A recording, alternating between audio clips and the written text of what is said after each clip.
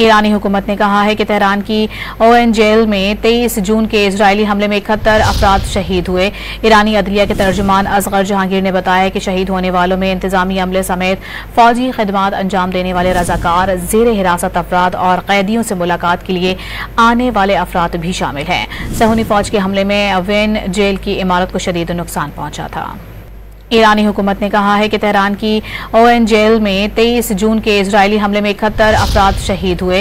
ईरानी अदलिया के तर्जुमान असगर जहांगीर ने बताया कि शहीद होने वालों में इंतजामी अमले समेत फौजी खदमात अंजाम देने वाले रजाकार, जेर हिरासत अफराद और कैदियों से मुलाकात के लिए आने वाले अफराद भी शामिल हैं। सहूनी फौज के हमले में ओएन जेल की इमारत को शदीद नुकसान पहुंचा था। ईरानी हुकूमत ने कहा है कि तेहरान की ओएन जेल में 23 जून के इजरायली हमले में 71 अफराद शहीद हुए। ईरानी अदलिया के तर्जुमान असगर जहांगीर ने बताया कि शहीद होने वालों में इंतजामी अमले समेत फौजी खदमात अंजाम देने वाले रजाकार, जेर हिरासत अफराद और कैदियों से मुलाकात के लिए आने वाले अफराद भी शामिल हैं। सहूनी फौज के हमले में ओएन जेल की इमारत को शदीद नुकसान पहुंचा था।